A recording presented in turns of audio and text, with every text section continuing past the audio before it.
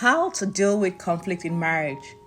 This episode focuses on how to deal with conflict in marriage by staying calm, using I statements, actively listening, and focusing on the issue instead of attacking each other. Hey everyone, and welcome to Relationship Tidbits with Yemini K. Today we are tackling a tough but necessary topic: conflict in marriage. Every couple faces it, and it's not about whether or not you argue. It's about how you handle those conflicts when they arise. So in today's episode, we are going to break down some practical tips on how to deal with conflict in a healthy way and keep your marriage strong even during those tough moments. Let's dive right in. So what do you do in those moments when you have conflicts with your spouse? Number one, stay calm and avoid escalation. First and foremost, stay calm and avoid escalation. It's easy to get caught up in the heat of the moment, but reacting impulsively and aggressively can lead to more damage. When you feel yourself starting to get upset, take a deep breath and take a pause. If needed, take a break from the conversation to cool down. Sometimes the best thing you can do in a heated argument is to walk away briefly, gather your thoughts, and return when you are both in a calmer state of mind. This will help prevent words from being said in anger that you might later regret. Another thing you could do is use I statements instead of you statements. Now, what does this do? Focus on using I statements instead of you statements. For example, instead of saying, "You never listen to me," try saying, "I feel unheard when we are talking." This shifts the conversation from blame to expressing how you feel. Using I statements helps to prevent your partner from feeling attacked and becoming defensive. It opens the door for more productive communication and a deeper understanding of each other's feelings. The third thing you can do is to listen actively and empathetically.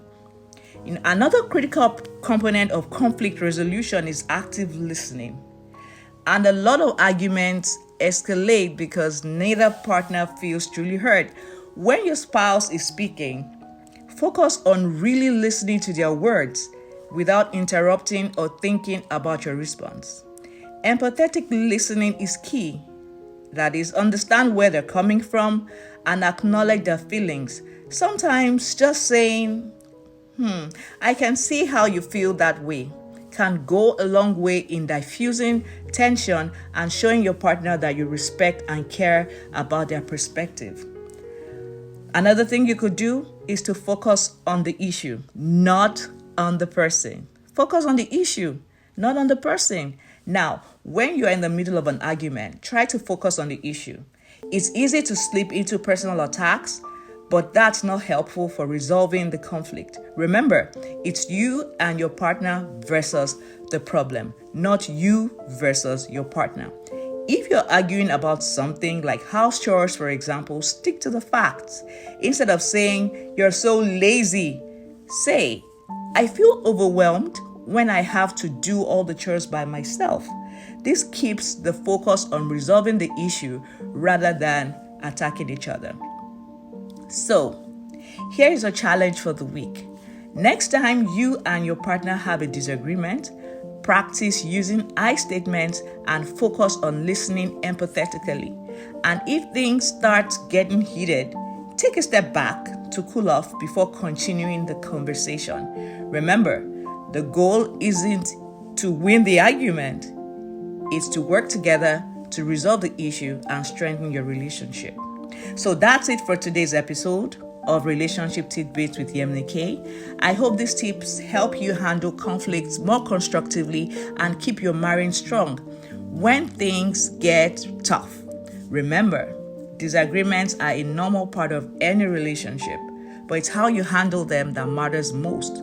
If you enjoyed today's episode, share it with a friend and leave your comments. Let me know your approach in resolving conflicts with your spouse.